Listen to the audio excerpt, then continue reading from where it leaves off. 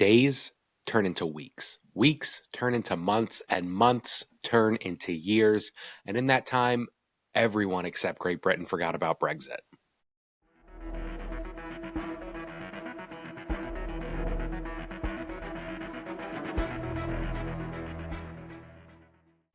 Hey everyone, I am Joe from Create Context. This is the Weekly Movie Minute, and today we are talking about Danny Boyle's latest film, 28 Years Later. Danny Boyle is a strange director, and one that truthfully I don't fully vibe with. He's had some decent films, but none of them I would ever consider masterpieces. My favorite film of his is probably 28 Days Later, one that he collaborated with writer turned director Alex Garland for.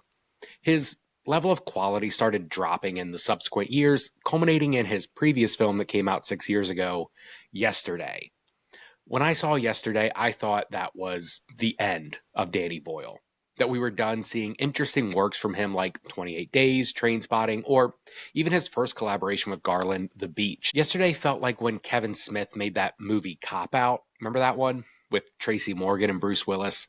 It was this $30 million studio buddy cop movie that felt noted to death and retained very little of Kevin Smith's signature style, one he had developed over years with his View Askewniverse. Smith was never this generational talent, but he had a pretty unique writing style that captured Gen X angst with humor and heart. Clerks and Chasing Amy were these really fantastic little love letters to that time between adolescence and adulthood. That was the sweet point in Smith's career, but with Cop Out, Smith had left all that behind to make studio movies that would generate a profit.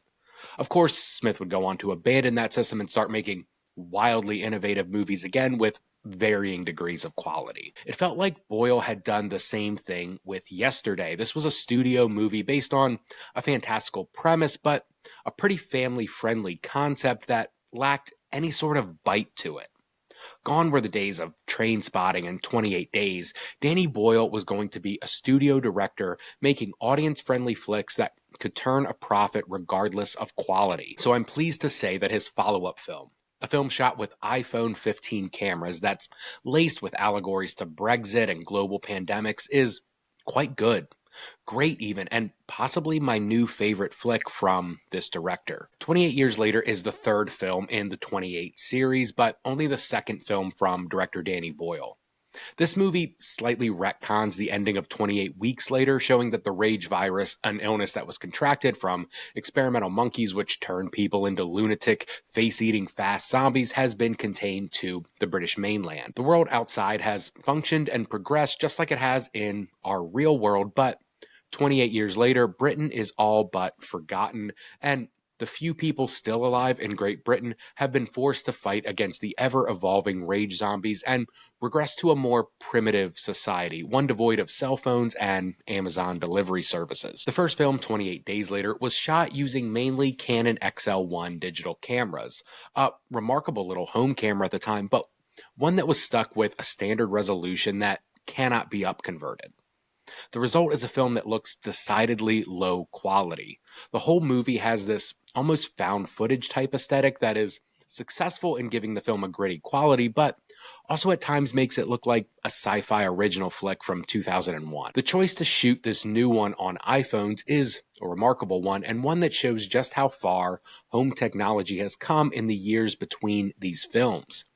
28 Years Later looks gorgeous. There are several awe-inspiring vista shots, as well as these quick action cuts that were realized through the use of multiple iPhones in unique, crazy rigs. What Boyle and cinematographer Anthony Dodd Mantle have been able to capture here is really special, and should be an example for other directors on how great you can make a $60 million movie. None of this works, though, if the stories and themes of the movie don't come together, and fortunately, 28 Years Later has a lot to say. Not just about isolation or pandemics, but about heroes and coming of age in a time of misinformation. A brief spoiler warning, I won't go into full plot details, but since it's coming out a little bit later, I do want to touch on some of the film's broad strokes because I feel that is where this movie really does shine. This film, it's not just a movie about Aaron Taylor Johnson in the woods taking out zombies Hawkeye style, though that is the majority of the first act. It is a movie about a father and a son, more specifically, how that image of your father changes the older you get and how you begin to see the flaws in your hero's armor. This film is really led by Alfie Williams as Spike, a 12-year-old boy who has only known this world, this Great Britain world that's been exiled from the rest of the world due to the rage virus. It's a world that has continued to progress and pass him by while he remains stuck in isolation.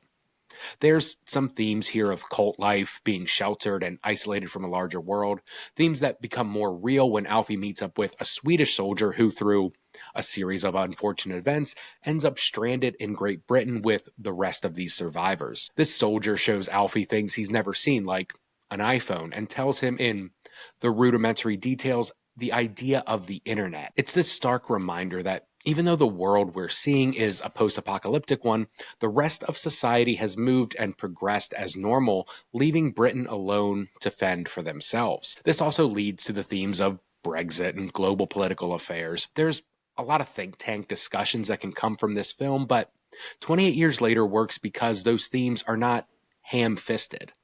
They're there. You can see the themes Garland and Boyle want to portray, but 28 Years Later is still a savage, brutal, horror action movie at its core. There is some gnarly violence in this flick, maybe the most grotesque of the series. The action is swift and looks incredible through the lens of an iPhone 15. If you want to sit down and watch a slick action horror flick and forget about the terrible geopolitical affairs happening in the world, then you can certainly do that. That is until this film's final coda that happens right at the end after the movie's third act. In a bold choice, Garland and Boyle decided to make a huge tonal shift at the end of this film, one that directly sets up this movie's upcoming sequel, The Bone Temple, a film that has already been shot and is set for release next January. I won't spoil exactly what this ending is, just in case you haven't seen the movie, but it comes totally out of left field and has already polarized audiences. Some thought it was a fun, cheeky way to set up the next film. Others felt that the tonal shift was disingenuous to the heartfelt and grounded story that we just watched. I'm probably closer to somewhere in the middle. This ending scene is something that most directors and studios, for that matter, would probably try and hide in a post-credit scene.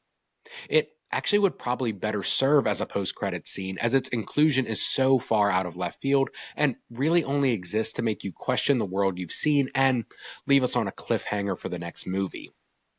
That being said, I'm actually pretty tired of post-credit scenes, and I like that this is part of the film proper. While it doesn't fit with the rest of the movie, it did force me to leave the theater questioning what the rest of Great Britain looks like in this world and reinforces the main general themes of this film and flawed heroes. The characters introduced at the end of this film are ones that seemingly worship a famous British personality who was later exposed as a massive and prolific predator. These allegations and the breadth of his crime weren't revealed to the world until after his death, a death that happened in the 28 Years universe after the end of British civilization. So in this sense, in this world, the world of 28 Years Later, he was still just a hero. He was a great public persona that never got his comeuppance. This brief visual realization is one that doesn't recontextualize the film, but rather just reinforces the themes we see with Alfie and his father. I like this in theory. In practice, it comes off as a bit too big of a tonal shift and is the first time that the film really starts shoving its themes in your face. Before this, all the big ideas and themes were subtle, hiding under the surface, but in the end, we're forced to look at it straight on with no subtlety to be found anywhere. It succeeds in making the point, but I fear it will quickly become the first thing people remember when they think about this film. Despite my sort of mixed feelings on the film's ending, 28 Years Later is a solid action horror flick. It's not as great, in my opinion, as Coogler's Sinners, but it is a movie that is well worth your time and the price of admission. I am really excited to revisit this movie in subsequent years, and I can't wait for the continuation of this story. This is a world that I want to spend more time in and learn about. The lore is rich, the action is slick, and the themes are bold, even when they hit you like an arrow to the head. Thank you guys so much for hanging out at the Weekly Movie Minute. Again, I'm Joe from Create Context. If you like this, please give us a subscribe. That would be super cool. And I'll see you guys next time.